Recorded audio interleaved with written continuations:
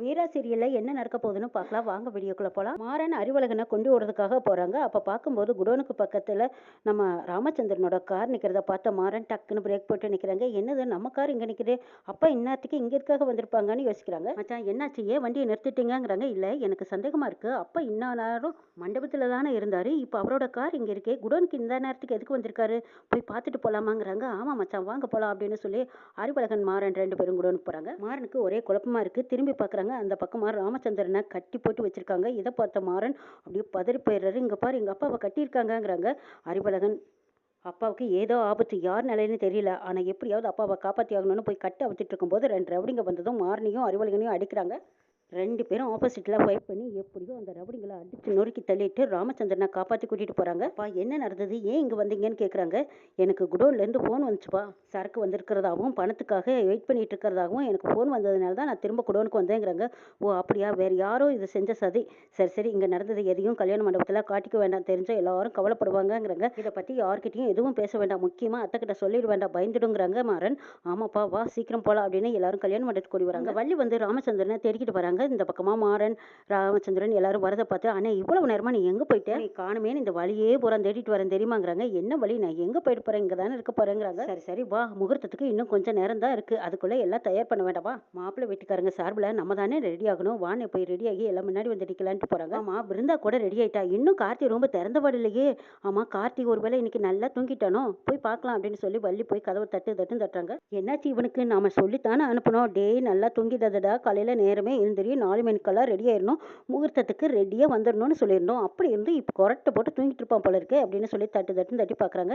இவங்க தட்டுறதை பார்த்து ராமச்சந்திரன் மாறன் எல்லாருமே அங்கே வந்துடுறாங்க. என்ன சத்தை, ஏன் இப்படி கூப்பிடுறேன்னு கேட்கவும், கார்த்தி இன்னும் எழுந்திருக்கவே இல்லைடா, முகூர்த்தத்துக்கு நேரம் ஆயிடுச்சு, இவன் என்ன இன்னைக்கு கல்யாண நாள்னு கூட தெரியாமையா இப்படி தூங்குவான் அப்படின்னு சொல்லி எல்லாரும் தட்டும்போது அந்த பக்கமா கார்த்தி அப்படியே அசந்து எழுந்திரிச்சு வந்து கதவை திறக்கிறாங்க. பின்னாடியே விஜயும் அழுதுகிட்டு வந்து நிற்கிறாங்க. பார்க்குற எல்லாத்துக்கும் ஷாக்காயிடுது. என்னது, கார்த்தி ரூமுக்குள்ளேருந்து விஜய் வரா, அதுவும் அழுதுகிட்டு வரா, இப்படி தலை கலை எல்லாம் கலைஞ்சு அலங்கோலமா வந்து நிற்கிறாளே, என்ன நடந்தது, எது கலகுறேன்னு வள்ளிமா கேட்க, நான் என்னத்த சொல்லிட்டு என் வாழ்க்கையே நாசம் பண்ணி போச்சு கார்த்தி மச்சாங்கிறாங்க.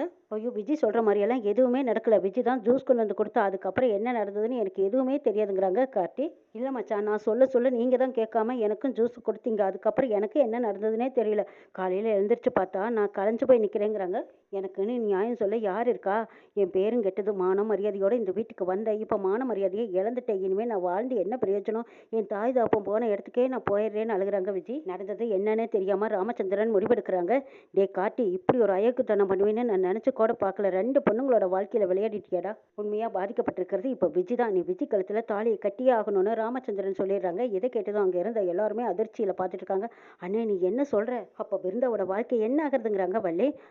அதை பற்றி மறுபடியும் யோசிக்கலாங்கிறாங்க ராமச்சந்திரன். கார்த்தி மச்சானுக்கும் பிருந்தாவுக்கும் வெடிஞ்சா கல்யாணம்னு நானும் ஆசாசியாக நினச்சிட்டு இருந்தேன், ஆனால் கார்த்தி மச்சான் இப்படி என்ன மோசம் பண்ணுவாங்கன்னு நான் நினச்சி கூட பார்க்கலேன்னு எல்லாரும் முன்னாடியும் அழுத்தம் திருத்தமாக சொல்லிக்கிட்டே இருக்காங்க விஜய் இதுக்கு மேலேயும் நான் உன்னை கைவிட்டுருவேன்னு நினச்சிக்காத, கார்த்தி உன் கழுத்தில் தான் தாலி கட்டுவான், கார்த்தி தான் உன் புருஷன், கார்த்தி செஞ்ச தப்புக்கு உன் கழுத்தில் அவன் தாலி கட்டுறதான் பரிகாரங்கிறாங்க ராமச்சந்திரன். இதை கேட்டதும் விஜய் மனசுல உள்ளூர சந்தோஷம், கார்த்தி என்ன நடந்ததுன்னே புரியாம தவிச்சிட்டு நிற்கிறாங்க. இருந்தா இதையெல்லாம் பார்த்துட்டு மயக்கம் வந்து அப்படியே சரிஞ்சு விழ போறாங்க. லட்சுமி அம்மா தாங்கி பிடிக்கிறாங்க. கார்த்திக்கும் விஜய்க்கும் கல்யாணம்னு சொன்னதும் பிருந்தா அந்த இடத்துல இருக்க பிடிக்காம, அம்மா நம்ம வீட்டுக்கு போலாங்கிறாங்க.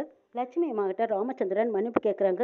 உங்க பொண்ணுக்கு என் பையன் இப்படி ஒரு துரோகத்தை பண்ணுவான்னு நான் நினைச்சு கூட பார்க்கல, இன்னொரு பொண்ணு அவனால பாதிக்கப்பட்டிருக்காளேன்னு அவளை கைவிடவும் முடியல லட்சுமி, அந்த பொண்ணுக்கு கார்த்தி வாழ்க்கை கொடுக்கறதா சரியான முடிவுங்கிறாங்க ராமச்சந்திரன். இது கேட்டதும் லட்சுமி எதுவும் பேசாம அமைதியா தலையாட்டிட்டு பிருந்தாவை கூட்டிட்டு வராங்க. வள்ளி காலில் விழுந்து ஆசீர்வாதம் வாங்குறாங்க. விஜய் அனாதையா நின்னையேன்னு நான் உன்னை இந்த வீட்டுக்கு கூட்டிட்டு வந்தேன், ஆனா என்ன நடந்ததுன்னு எனக்கு தெரியல, ஆனா திடீர்னு இப்ப எங்க கார்த்தியை நீ கல்யாணம் பண்ணிக்க மாதிரி ஆயிப்போச்சு, கார்த்தி செஞ்ச தப்பால இப்ப யாரும் எதுவும் பேச முடியாம தவிக்கிறோம், அண்ணன் எடுத்த முடிவு சரிதான், எங்க வீட்டுக்கும் எங்க அண்ணனுக்கும் நீ நல்ல மருமகளா இருப்பீன்னு நான் உனக்கு வாழ்த்துறேன்னு சொல்லிடுறாங்க வள்ளி.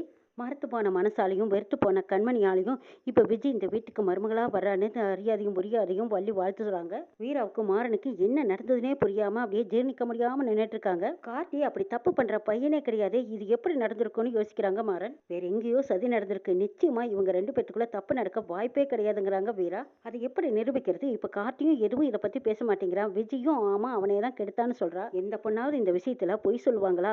ஆனா விஜி சொல்றாளே! உண்மையிலேயுமே கார்த்தி அப்படித்தான் தடுமாறி ஏதாவது பண்ணியிருப்பானா? தான்னு நினைச்சு விஜி மேல கை வச்சுட்டானோங்கிறாங்க மாறன். இல்ல இதுல ஏதோ சதி நடந்திருக்குதுன்னு தான் எனக்கு தோணுதுங்கிறாங்க வீரா.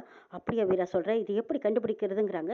மாறா எல்லாம் கைமீறி போச்சு. இன்னும் கொஞ்ச நேரத்துல கார்த்திக்கும் விஜிக்கும் கல்யாணம் நடக்க போகுது. விஜி கழுத்துல கார்த்தி தாலியை கட்ட போறான். இது எல்லாத்தோட சம்மதத்தோட நடக்குது. ஆனா பிருந்தாவோட வாழ்க்கையை நினைச்சா பரிதாபமா இருக்கு. இதுல யார் என்ன சூழ்ச்சி செஞ்சாங்கன்னு ஒண்ணுமே புரியலையேன்னு வீரா புரியாம குழம்பி போய் நிக்கிறாங்க. கல்யாணம் முடிஞ்ச கையோட கார்த்தியும் விஜயும் வீட்டுக்கு கூட்டிட்டு வர்றாங்க. ஆரத்தி எடுத்து உள்ள கூட்டிட்டு போனதும் கார்த்தி நிமிர்ந்து பேச முடியாம தவிச்சிட்டு இருக்காங்க. அப்ப விஜய் ரூம்குள்ள போனதுமே, என்ன மச்சான், என்ன பார்த்து உங்களால பேச முடியலையா? ஐயோ பாவம், தப்பே செய்யாத, நீங்க எப்படி என் முகத்தை பாப்பீங்க? நான் எத்தனை நாளைக்கு வீட்டுக்கு வெளியில நின்று வேலைக்காரியா நின்று பழி வாங்க போறது?